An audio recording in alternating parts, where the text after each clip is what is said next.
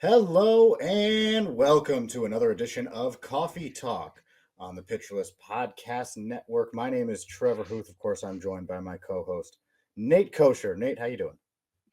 Doing well, Trevor. Doing well. Trying to stay warm here in Minnesota. It's most of the day below zero, so Oof. I chilly. still have snow on the ground from that winter storm that rolled through. Yeah, Yes, we finally yeah. got some snow, which I don't mind, but it's cold, and you got to talk about the weather. Winter in Minnesota. That's what we do. You just have to talk about the weather. That's the only thing we're talking about for the next hour is the weather outside. Um, That would be a no, boring podcast. the weather is cold. The stove is hot. Still, There we the go. stove has been burning. How about that transition? The stove has been absolutely on fire, and right now, the talk of the baseball world as we record this on Monday night. Just a reminder, just in case something happens before you hear this. Roki Sasaki is down Yes. to three teams. It was four, and then he said, and then it came out that the Cubs were told they weren't in it. Three teams: the Blue Jays, the Padres, and the Dodgers. I can almost, I believe with all my heart that it's a two-team race, and the Blue Jays are also there, but I could be wrong. Nate, do Yep. you have any thoughts? I thought that was funny too. Well, once the Cubs were slashed off the list, that that made me think even stronger that the Blue Jays don't have a chance because Mhm. um, supposedly he wanted a smaller market or was fine with a smaller market. We had talked about that last week or a few weeks ago, which makes you think, well, Chicago's big, LA's big, Blue Jays aren't, Padres maybe not, as large. But now all of this, yeah, I think the Blue Jays are probably in third place out of three. You never know. You never You know. never But know. You never know. That's true. But stranger things have happened. you can accurately guess, and just context clues. The Dodgers have had more than one, it might be two, it could be three, I can't remember, but more than one player that they were prepared to sign an international free agency that opens on January 15th. This being recorded on January 13th. So it opens in a couple days. They've had a couple, if not a trio of prospects they were ready to sign, flop commitments. So the Dodgers might be trying to free up bonus pool space, basically, is what that means. Or think they have a deal, but they need to A create real the space chance. first. Right. Yeah. Um, the Padres have Yu Darvish, who is Roki Sasaki's like hero, and they work out together, I guess. And also, Interesting. about 30 minutes before we started this recording this podcast, I saw a video of Roki Sasaki throwing at Petco Park wearing Padres colors. So that's Ooh. out there on the internet. So to me, it's those two teams for those reasons. And then he also said the Blue Jays were a finalist. I'm trying to figure that one out. But the other two teams make a lot of sense. Yeah, I agree. I think it's probably either the Dodgers or Padres. I know Toronto is like a very international city, like a lot of different people from many different backgrounds and um, cultures and everything. So maybe that plays into it. I don't know, but I don't want him to sign with the Dodgers. I'd actually have him not sign with the Dodgers or Padres, being in the NL West with the Diamondbacks. But just because the Dodgers have gotten everyone, I kind of want him to sign with the Padres just to mix Yeah. it up. I mean, at this point, he's going to sign where he's going to sign. I remember, well, I mean, think about Shohei. Think about when he came over and everybody was like, oh, it's probably going to be the Padres. I was convinced it was going to be the Padres. Yeah, And then it seems like out of nowhere, he chose the Angels. So I guess maybe it could be the true. Blue Jays. You just never know.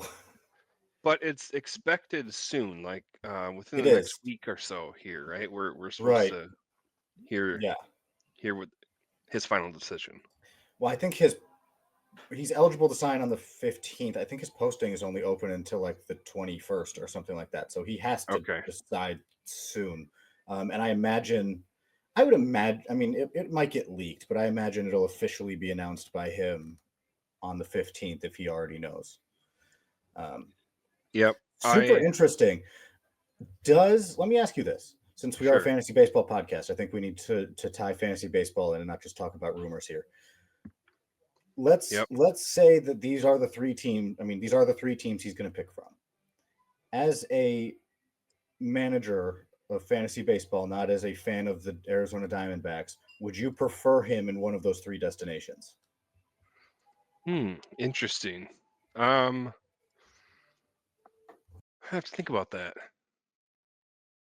Well, Petco Park is known as a pitcher's park, is it not?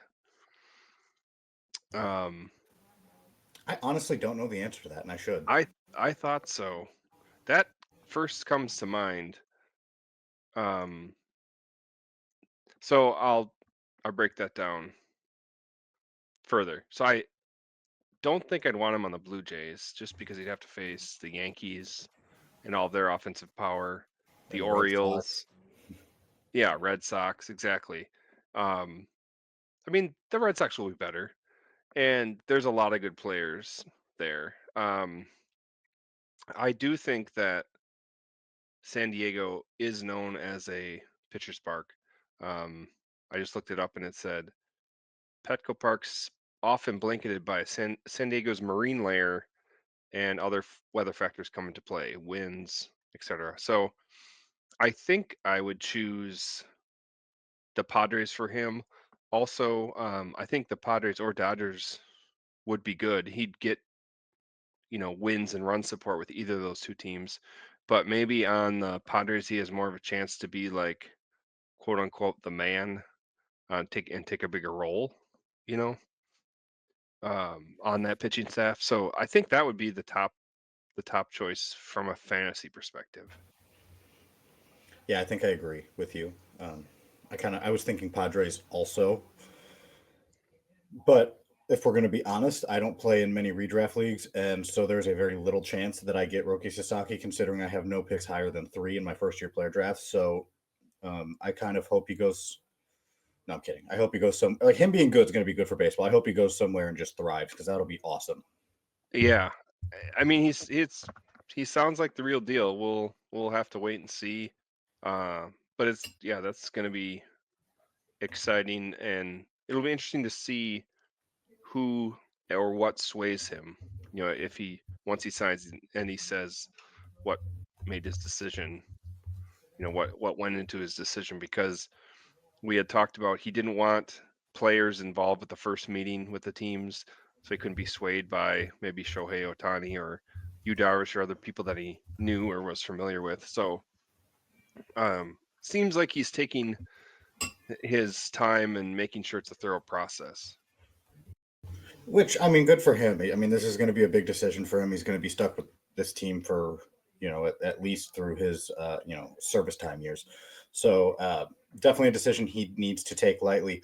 Also, on the hot stove that happened, Justin Verlander got signed, and I'm going to throw. So it was a what 1 year, 15 million. I'm going to throw out two Yep. numbers, Nate, and I want to know if you could tell me what the significance of the two numbers are.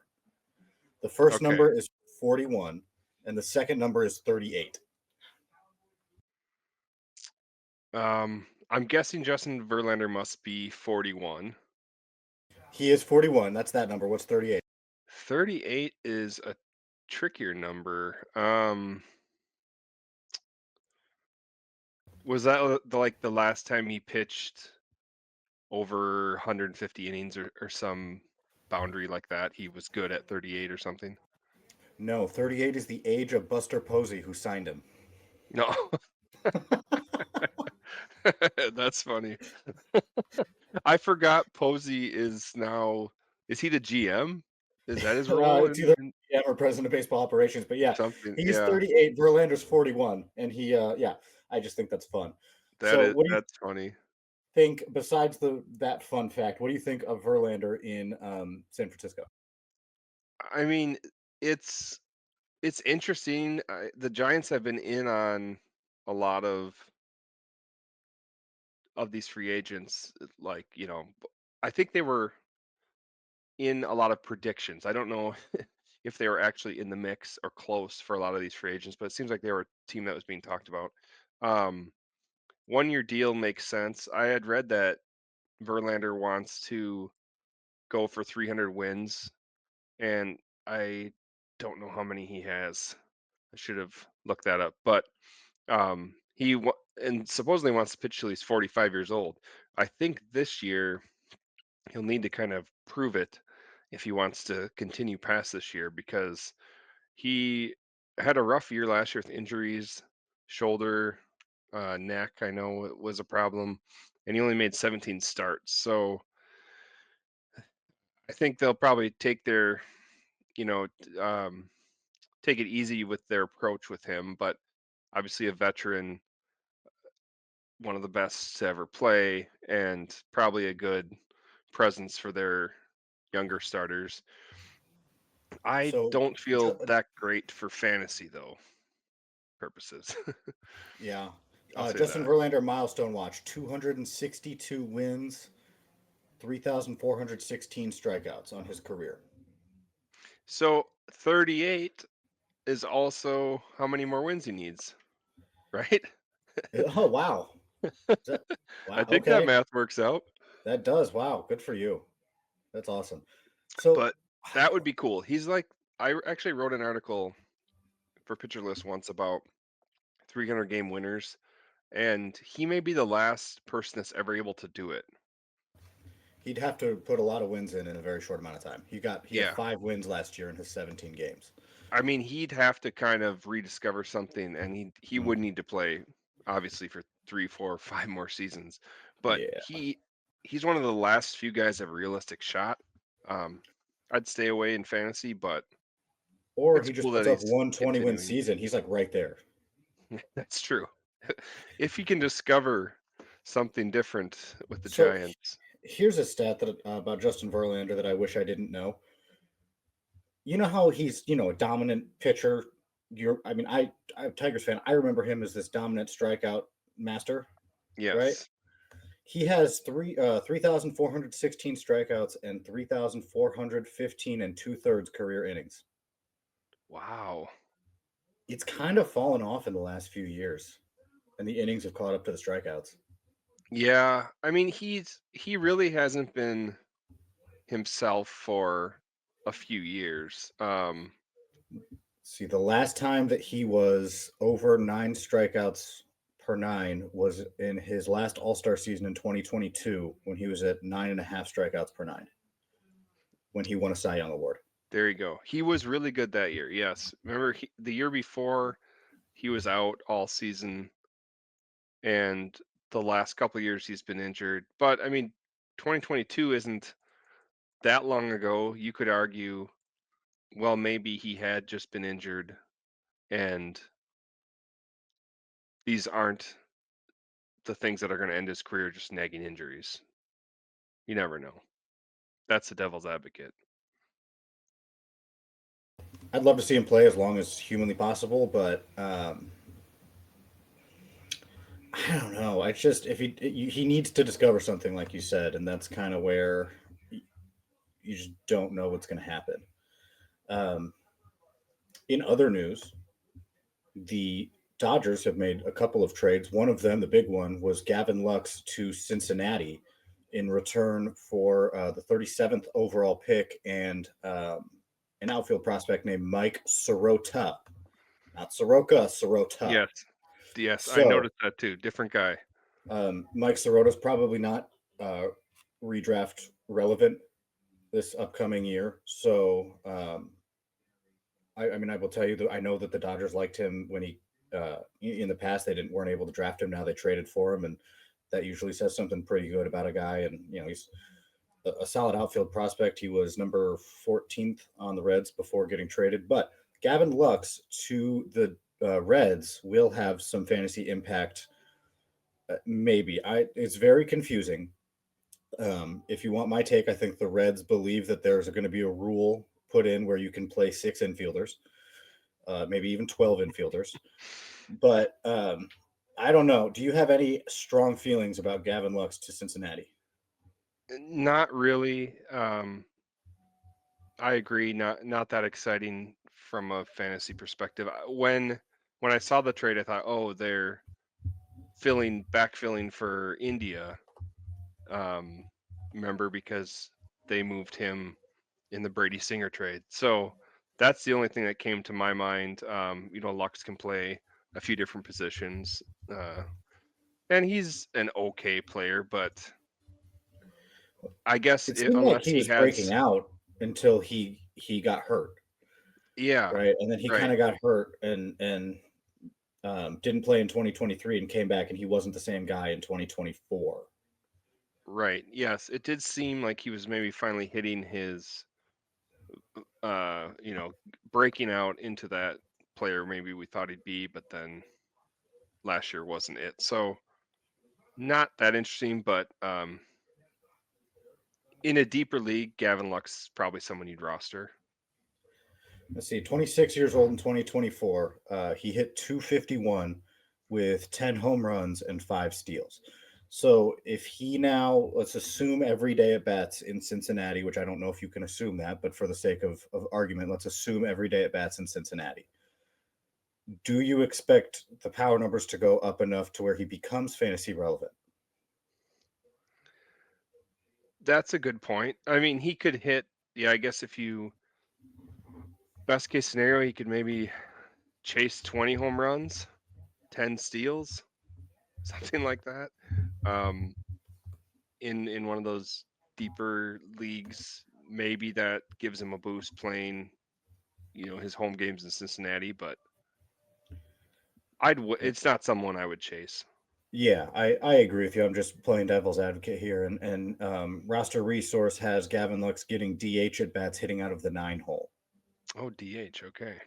Oh my gosh, man, they're in. I mean, they have Ellie, they have Matt McClain, they have Jamer Candelario. Now they have Gavin Lux, Cooper Bowman.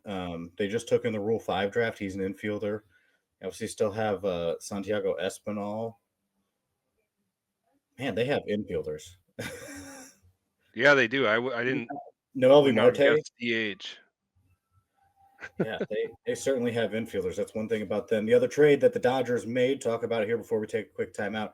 They traded Diego Cartaya to the Twins for Jose Vasquez. Now, um, Cartaya was just designated for assignment um, as the Dodgers needed the space. He was the Dodgers' #1 prospect in 2023. I've seen him live. I have thoughts, but it seems like everything has taken a regression. Things have been stunted.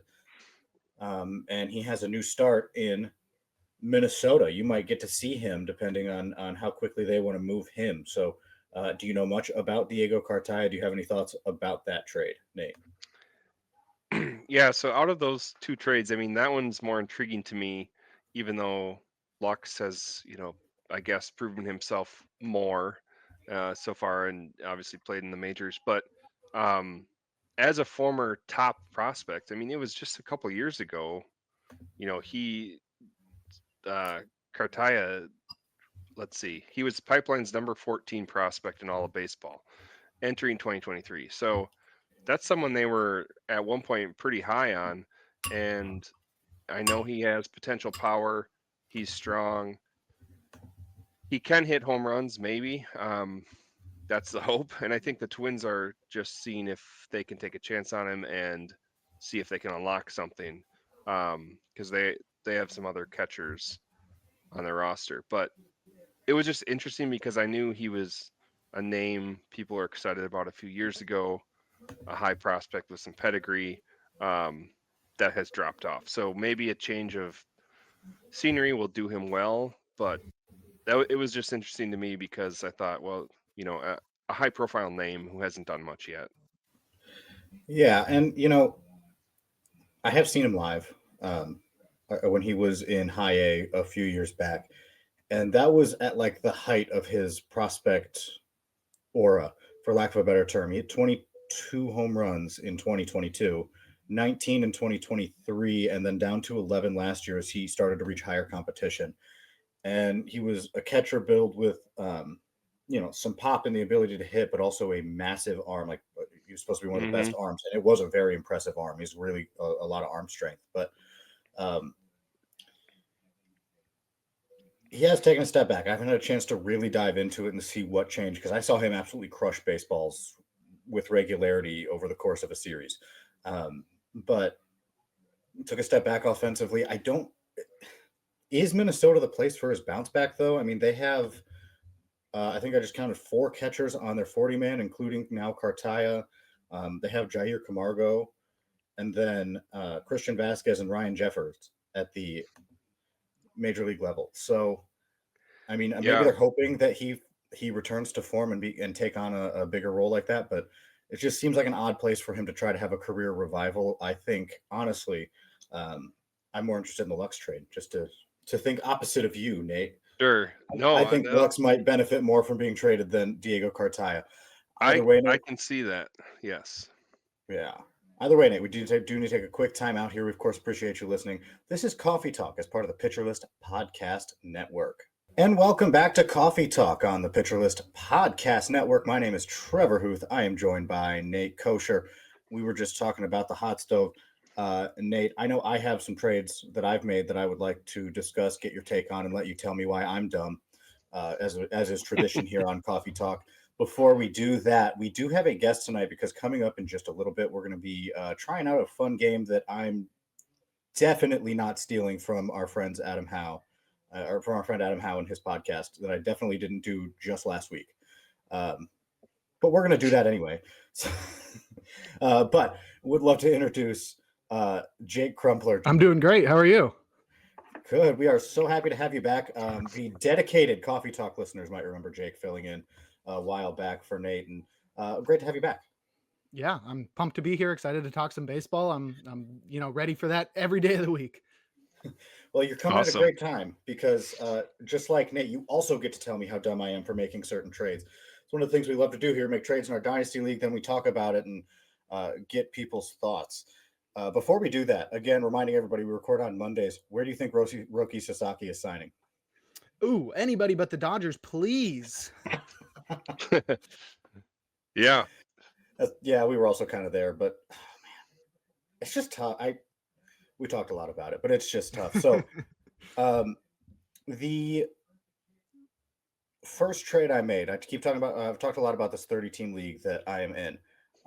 I traded Colin Rea and 20th overall for prospect Michael Arroyo and 33rd overall. Now, just before you guys jump in, keeping in mind, I have the 3rd overall pick in the first-year player draft, so I'm not dropping out of the first round, and it's a really early second rounder. And I guess shameless plug, and just finished my top 600 for Fantrax in terms of dynasty prospects, which will be dropping Wow. at some point soon. Myself and Wes Hughes are working on that. And I put Michael Arroyo 36th overall. So I am obscenely high on Michael Arroyo, personally. Again, this is dynasty, not redraft. I know we like to focus on redraft here, but Colin Rea, 20th overall for Michael Arroyo, 33rd overall. Jake, do you have any strong thoughts one way or the other on this? I wish. This is my first time hearing of Michael Arroyo, though I did look him up. So I am familiar with how good he was last year for the Mariners minor league affiliates. I don't think Colin Rea is going to be a big difference maker in fantasy. And sounds like the difference in your picks is not too large, that it's not going to be, some crazy difference where you're giving up, a number 1 pick for the last pick or whatever. I think they're close enough where you're getting a little bit equality there. So I think I would take your side. I mean, I wouldn't be, somebody who's so beholden to holding on to Colin Rea that I just can't let him go for a prospect that I'm super high on. Well, here's the fun secret. I wasn't planning on keeping him. Okay, there you go. Well, then it's a win for you either way, right? That's right. I mean, I get Michael Arroyo is a prospect, Nate. I know that, but do you have any conflicting thoughts? I was going to say I'm surprised. I don't know him that well, but I'm surprised out of 600. First of all, that's awesome. That's a super deep dive. But that seems like you're pretty high on him. So what is it about it that made you rank him there. Yeah, so I have seen him ranked around 50. I've seen him ranked towards the back end of top 100s. Real life, I don't. He's a borderline top 100 guy. Real life for me, but it's an offensive profile over a defensive profile, and his defense is where the real life ranking takes a hit versus fantasy when you pretty much just care about offense. Um, and I see a guy who doesn't have the most power in the world necessarily, but he has really good plate discipline. Like he has a really good zone recognition, really good swing decisions, and really good bat to ball. Like he finds the barrel a lot, and that helps him to access some of the power. And he does a good job, I think, lifting the ball. So it's like a perfect combination of he doesn't necessarily have the greatest power, but he has enough skills to pull the power out as well as hit for a solid average and draw walks and stuff. So I think he's an awesome dynasty asset personally. Um, Yeah, I it's still think definitely worth a 38 shot. 38 still puts him like fourth overall for second baseman. It's a weirdly strong group right now for dynasty purposes, but yeah, I don't know. Big fan of Michael Arroyo. I actually traded for him twice. Completely different league, same day. Also, definitely made a trade for him where I traded away Tyler Soderstrom and I got him in a fourth. That one hurt me so much. I love Tyler Soderstrom, but Nate, what do you? Does Tyler Soderstrom change your thoughts on the trade? Yeah, that I mean, that one's a little bit different than the first one you talked about because I do like Soderstrom as well. Also, from what I've read, it sounds like the A's moving to this Sacramento ballpark is supposed to be good for offensive numbers, um, and they should get a boost. So, yeah, I've always liked him as well. That one is probably the harder. That would have been harder for me to pull the trigger than with Colin Ray, um, because I think the potential's there for him, and he's still so young. With also the boost moving to Sacramento. So yeah, I don't know For if I sure. like that one as much. The other You one is just worth a shot in the dark and the potential that you like. Would it change your mind if I told you that I also have Vinny Pasquantino? Well, yes. Yeah. So Yeah. So he's starting at first base, or he's slotted in there. yeah, I think that's like a 14 team league too. So a fourth round pick is I don't know, like a second in my 30 team league. So yeah, that was tougher. Jake, what do you think about Soderstrom this year? Because I think I kind of agree with Nate where he might get an offensive bump. Yeah, probably. That park is definitely made for AAA, which is a high offense league. I'm from the Bay Area, so I'm have some affiliation towards the A's.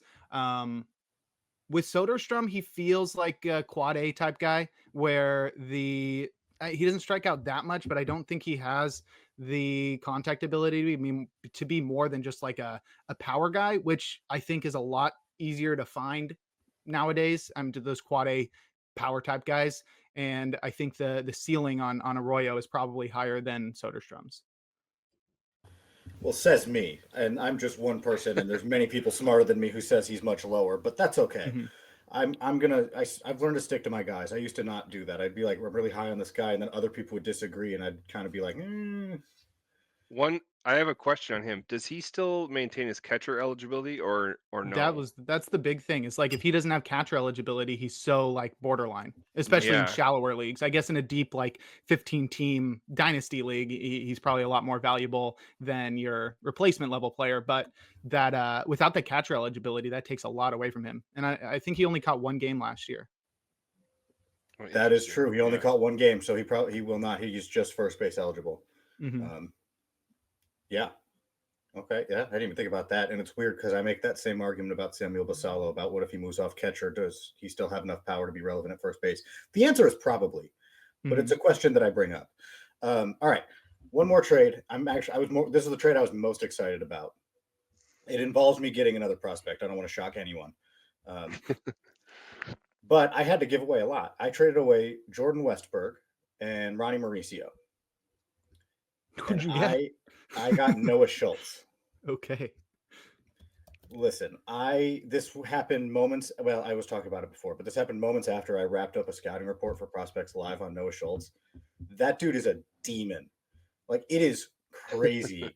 No, I'm not even kidding. His slider is absolutely fantastic. He'll throw it 4 times in a row to guys and they can't touch it. And this was a AA.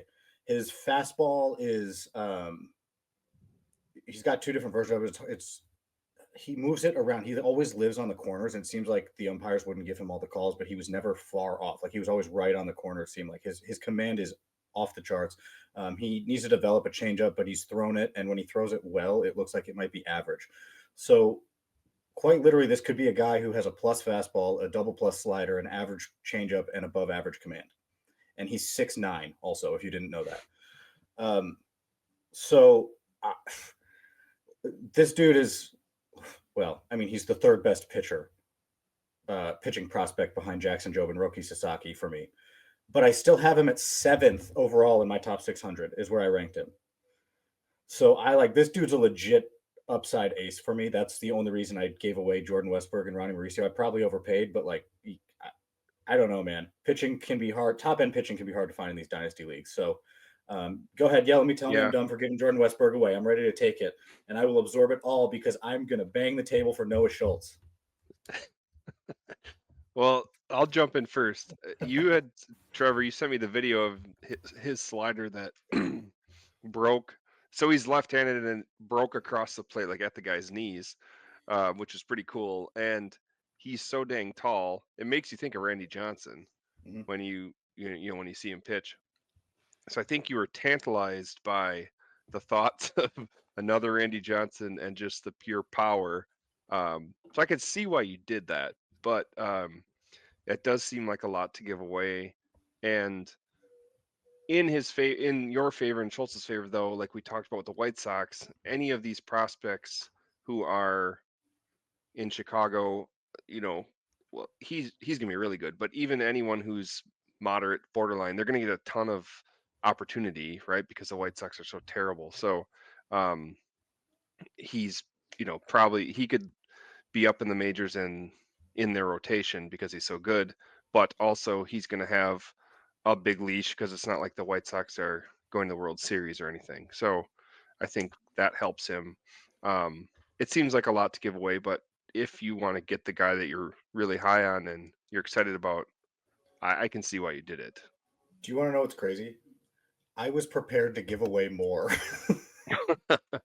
Wow. I was about to add draft picks to it to try to make it happen because I just wanted Noah Schultz. I wanted him on one of my fantasy teams because I think that highly of. I mean, I just think he's awesome. Yeah. Jake, are you also going to agree that I'm pretty dumb? Because I'll take it. I'll wear it. Who's your comp for him? Is it like Crochet or is it like Randy Johnson? So you're looking. I mean, the ones that get thrown on him because of his size and the fact he's a lefty and he throws from a low 3/4 slot, it's going to be Randy Johnson or Chris Sale, basically, are the ones that get. Yeah. And either one is fine with me, just to be honest. But I don't know. I sent a text to somebody when I watched him and said, I really want, I'm not going to because it's hard to be a 70. I really want to put a 70 OFP on this guy, which I struggle to put 60 OFPs on guys. I think one of the first ones I ever did was actually Tyler Soderstrom. Fun fact. But I very rarely feel this strongly about a player. The last time I felt this strongly about a player was when I saw one swing from Junior Caminero from the DSL League, and I was like, this is fun. Turned out it was. But yeah, I don't know. I know I gave up a lot. I figured I gave up a lot, but when you are bad at fantasy baseball like me and you just want to go get your guys and have fun, you give up a lot to get Noah Schultz. And I think that's why you're doing it. I didn't realize you were bad. That makes everything. There we go. Right. Yeah. Oh yeah. Terrible at fantasy. Thank you for listening to the podcast, everybody. I'll duck out now. No. But that's, like I said, that is what it is. We can get to the crux of the matter here, though. Nate, unless you have any trades, or Jake, you've made any trades recently you want to bring up, but no, let's get into it. The reason that we brought Jake here, and again, I'm definitely not stealing this from On the Wire, but go listen to On the Wire if you want to. It's a great podcast. And what we're going to do is ADP. We're going to bring up some ADPs according to NFBC, what they have, and talk about if you buy or sell, what you think of the player. It's kind of a game, let's just talk about these players, because there's certain guys that I put on there for reasons that weren't, oh, look at this crazy ADP necessarily, but So yeah, that's the rule. We'll bring up some players and see what happens. The first player I have on the list here is Brent Rooker. Now, his average, if I read it correctly, was about 72. Not why I put him on there. I thought the variance was crazy. The highest he got drafted was 21st, and the lowest he got drafted was 138. Which, again, it seems like some wild variance. I don't know. I guess I don't look at these very often, so I don't know if that is a lot of variance or not. But I think it's 72 or definitely at 138. I'm taking Brent Rooker. I don't know about you guys. Jake, why don't we start with you? Do you have any thoughts here? Do you take Brent Rooker here? What do you think about that gap? Is that warranted? It's pretty crazy. I understand it. If you're looking at his numbers face value, and you get the 21, that makes sense because he batted 293 with 40 homers last year and 10 stolen bases.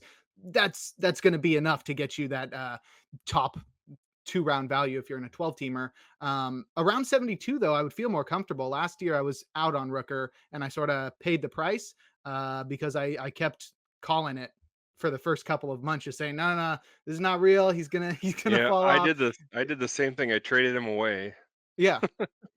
Yeah, and he just I think he's a legit power guy. You can look at his StatCast metrics and see, hey, he supported the 15.5% barrel rate last year with a 16.5% barrel rate. However, the strikeouts didn't come down enough for him to be a guy that's going to consistently bat 290. So I think we're looking at a 250, 35 homer guy, which very solid, not easy to find that, but definitely not somebody you're drafting in the first 2 rounds, but also somebody you're not going to let slip past pick 100.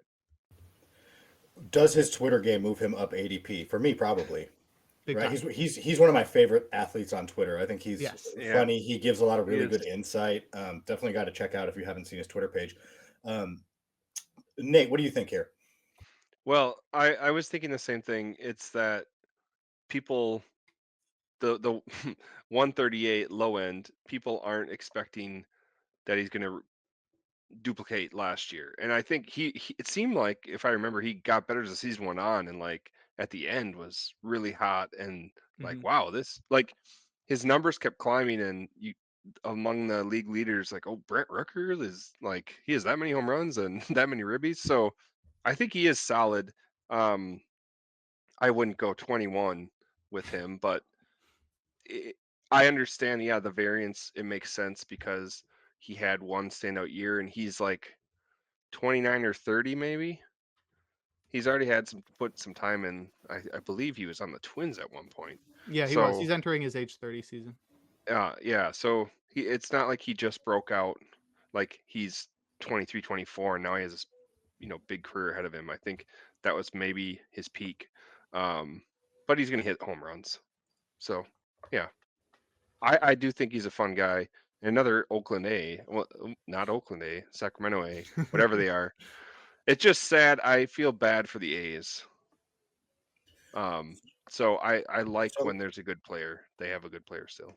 let me put this question out to you then, Nate, because we just talked about with Soderstrom the offensive boost that he gets from playing in the Sacramento Stadium.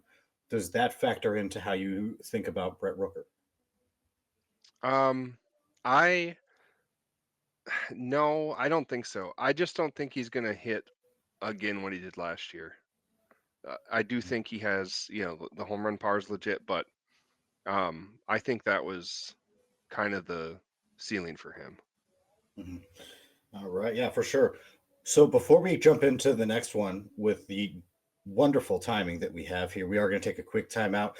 Appreciate you listening. We will have more coming up of this fun ADP game, and there will be different reasons we pull these guys out, but make sure to stay tuned because that's going to be coming up. You are listening to Coffee Talk, a proud member of the Pitcherless Podcast Network.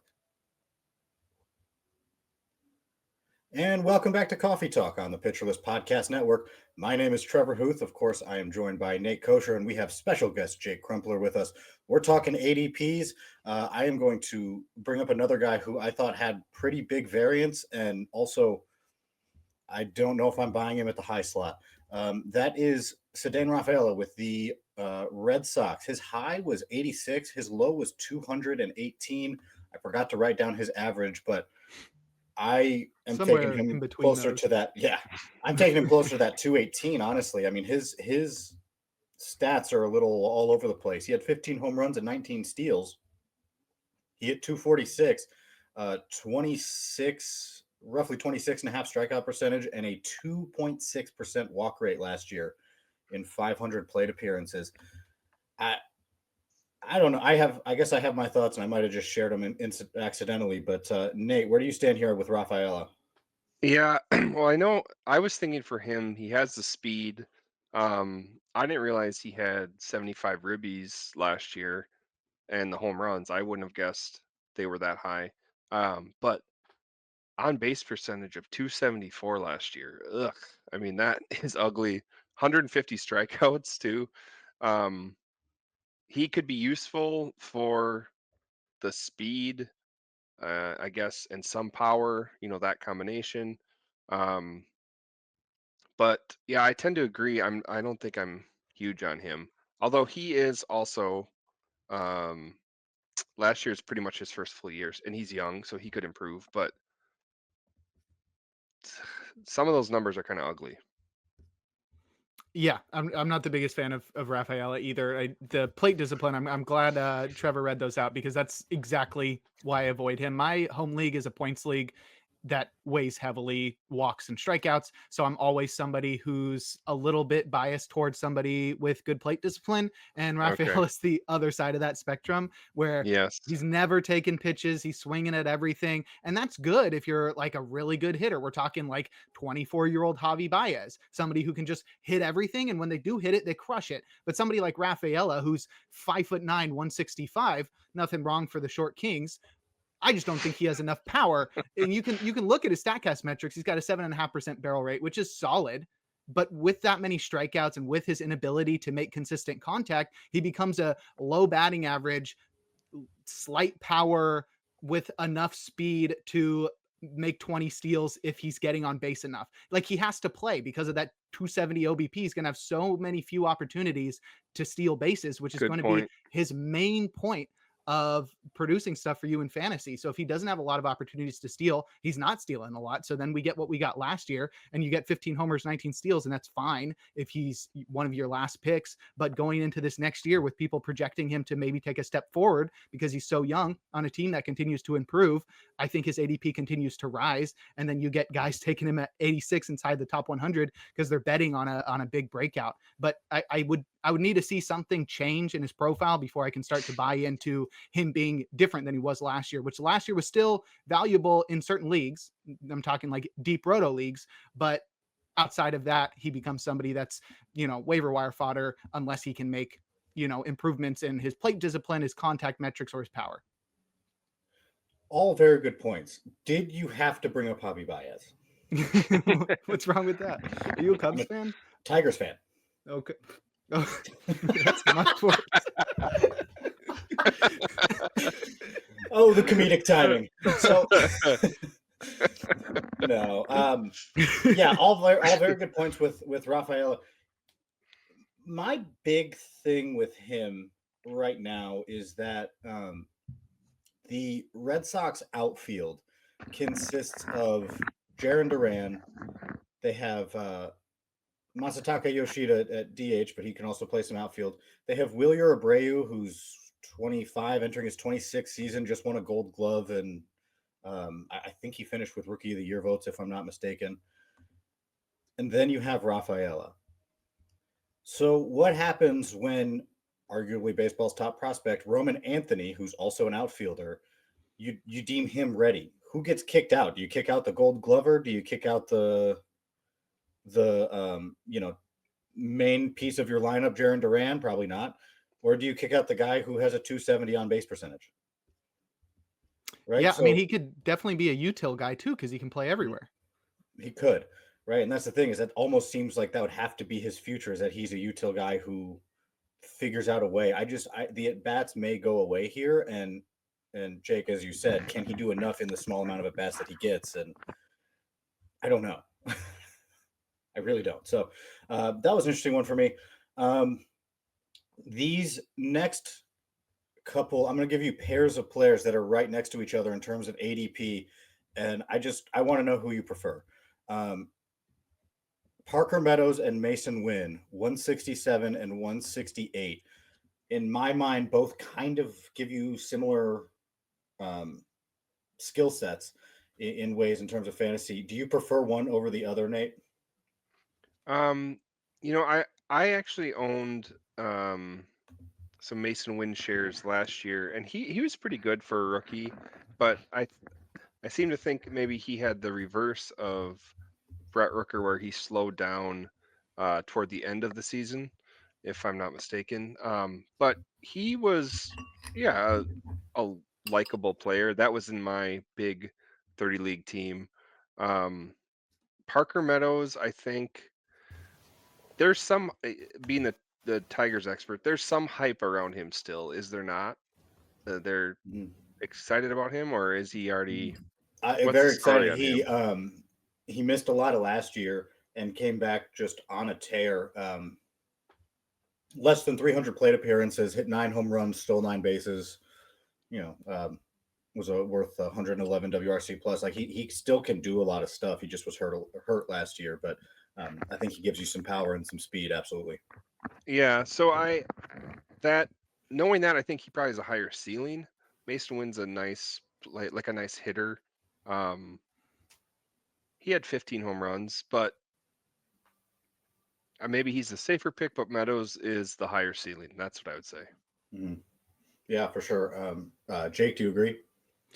Yeah, I think I would choose Meadows, mostly because of the external circumstances. I like Meadows' lineup better. Both of them are projected to be leadoff guys. Mason Wynn had a big power surge in the second half. He hit 10 homers in the second half after hitting 5 in the first.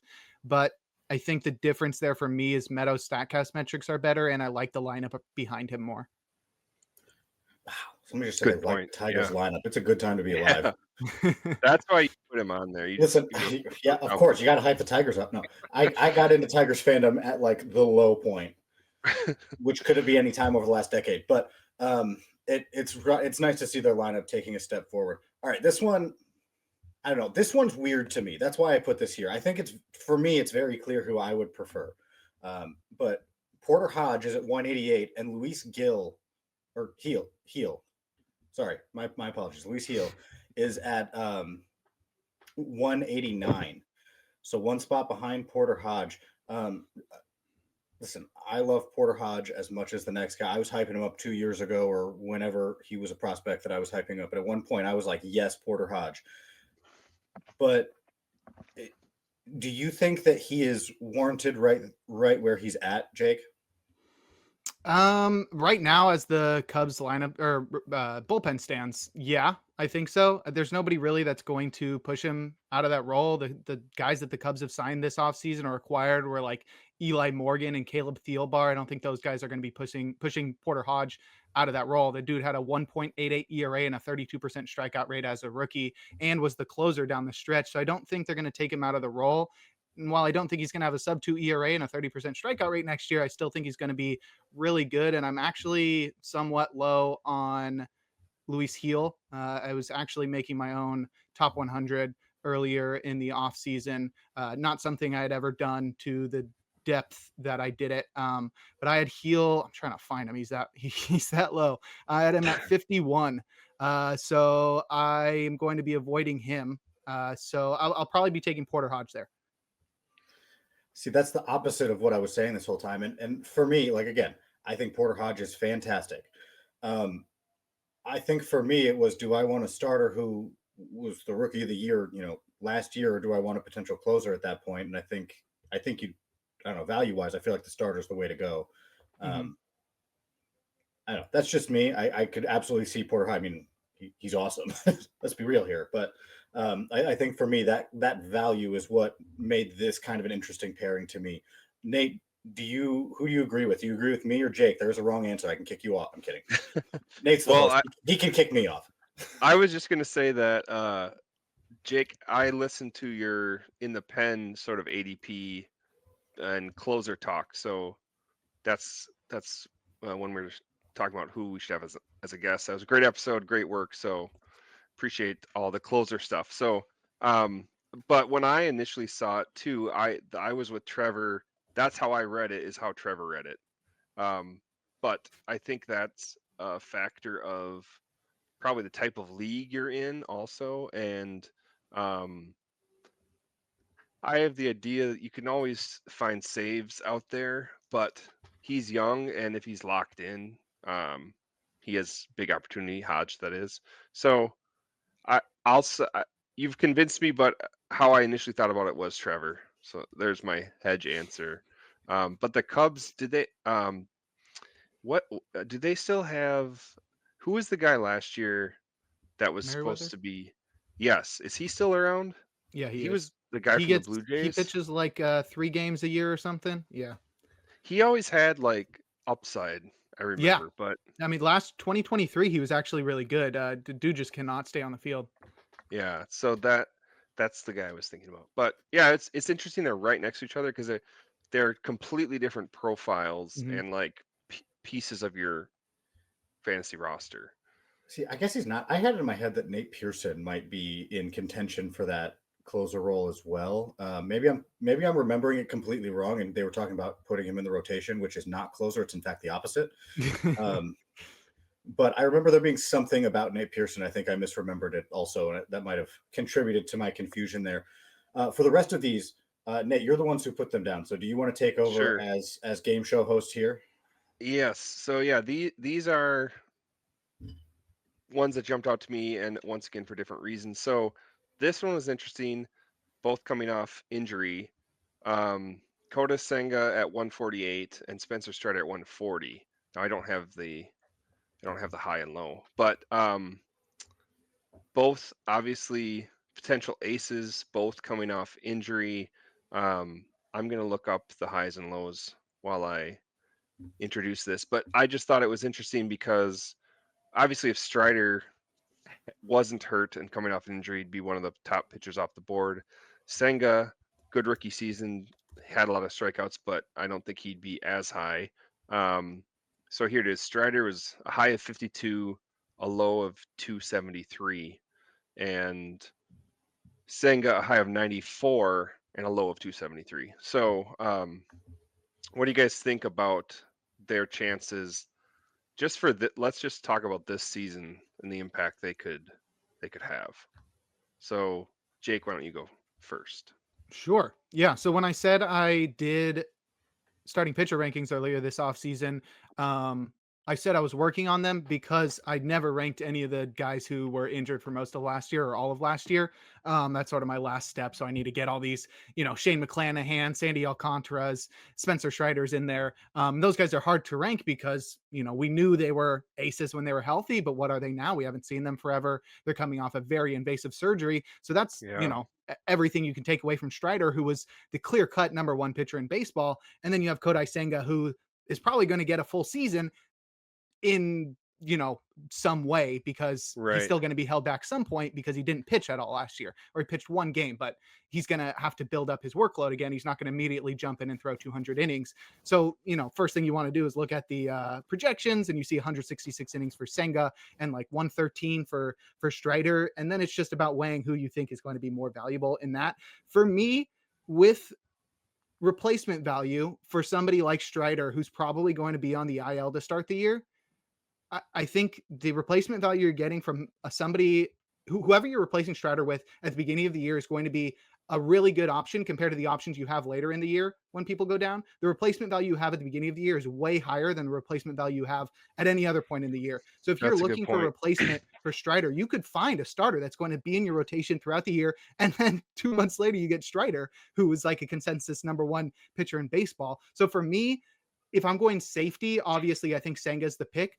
But I think there's a lot more safety on the Strider side if you think about the whole picture of the replacement value and then getting Strider later in the year. And then even if he's delayed, you're still getting replacement value earlier in the year, which I think is so much more valuable, those extra roster spots that people don't really account for when you draft an injured player like Strider. And this is the only type of injured player I would ever take a chance on, because I don't want somebody to come back and then just be, a shell of themselves, which if you're really good, a shell of yourself is still really good. But if you're all right and a shell of yourself is not rosterable. So I think Right. I'm going Strider. Very good points. And yeah, obviously the top end with Strider is going to be more. I didn't think about that though. You're right, because you're going to start the year healthier, and you're going to have other studs that you're rolling out who could gap that time. Mhm. Trevor, what do you think? Are you excited? Either would you draft them, I guess, is the question. And Oh, then who are you more absolutely. excited about? Yes. Give me all the risk. Yes, absolutely. I would. And I have no I wish I could throw out all these stats and stuff at you. I would pick Strider because when I'm looking at these two, if I were to make this decision, I would say if the injury never happened, who would I want on my team? And Hmm. the answer to that is very easily Spencer Strider. So I think Strider would be my pick there. And I don't want to reiterate anything. Jake made a lot of really good points there, and um, the whole time, honestly, all I was thinking of was something I meant to bring up earlier, and I forgot to. If you guys had the opportunity to take the first pitcher off the board, who would you take? Hmm. Zach Wheeler. Okay, Good question. Um, so per the man, ADP that we're looking at, Wheeler was third. I I think probably Scooble, Okay, not to make your Tigers, head grow even larger, but well, no, I yeah, mean, after that season, and I think he's farther down the road. Paul Skeens, his stuff is crazy, but we haven't seen enough, and he's still so young, and there's too mhm. many different factors, I think. So I agree with Scooble. I mean, obviously, I'm a Tigers fan, but I agree with taking Scooble first. Wheeler was third, Scooble was second, Skeens was first, and that just I mean, I guess I kind of get it because I'm also a prospect head, but I was like, why not Scooble? That's I don't know. That was just me. Skeens, I still get it. I mean, it makes sense. You're still getting a good pitcher either way, but I was like, it feels like Scooble should be first pitcher off the board ADP wise. Anyway, that surprised me. It was Paul Skeens. And Nate, keep going. Let's get through these last few here. yeah.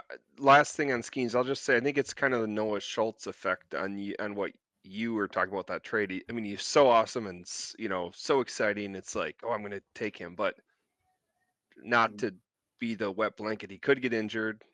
You know, he doesn't have the proven track record at the major league level, and I think Wheeler is so consistent. Those guys are just safer.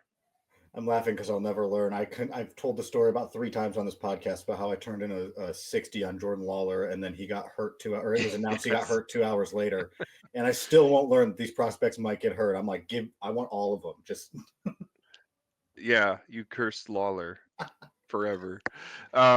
Okay, so these were just some I included these personally because I thought it was too high.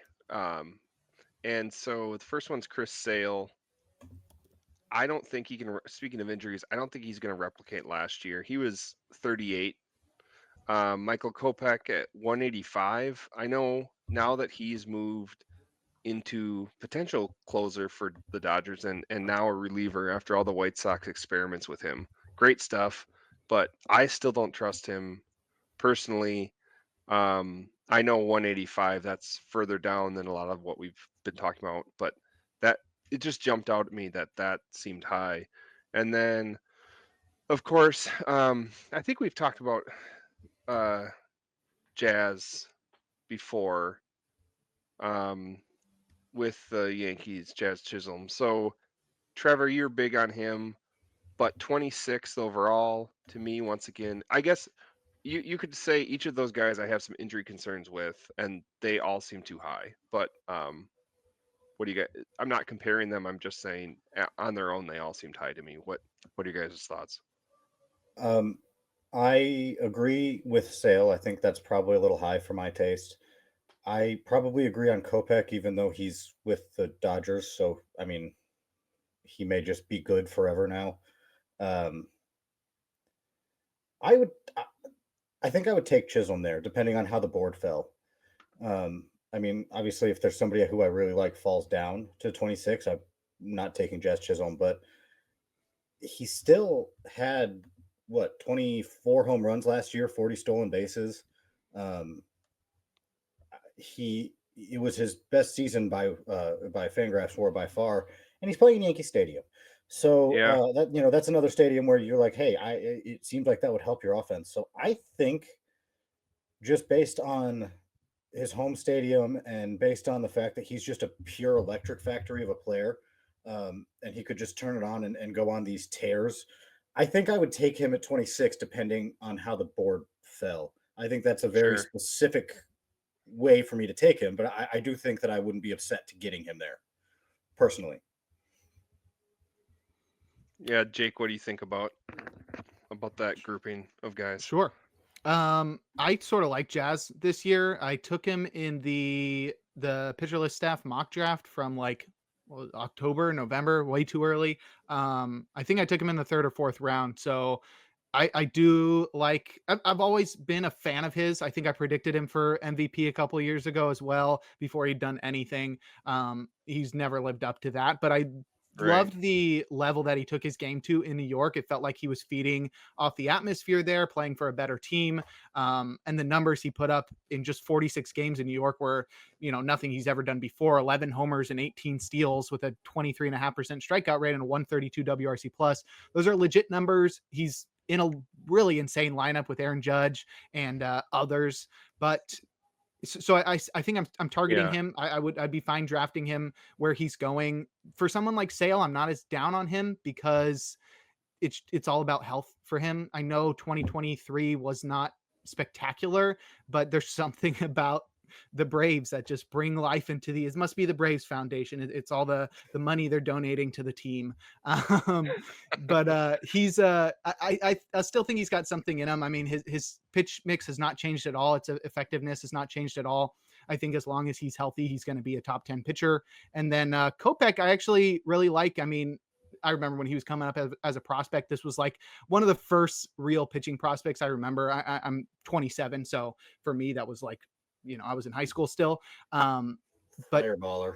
yeah, it was Yeah, crazy. Like it's they were tough. talking about him like he Yeah. was, some next level insane talent who's going to come in as a starter throwing 100 miles per hour, and he never did that. So I'm glad to see that he's changed things up and finally focused on being a reliever, and I think that's going to do wonders for him. We already saw last year, focusing his role on the bullpen allowed him to, reduce his pitch mix and make it into one that's more effective, more streamlined. And he threw away that slider a little bit and emphasize the cutter, which I think is much more effective. So he becomes like a right-handed Garrett Crochet, obviously with different metrics and stuff. But I do think his stuff is pretty dominating. Pitching for the Dodgers as well gives him lots of opportunities. The problem is there's plenty of guys there. I think Blake Trinan has a really good shot at being the closer in LA.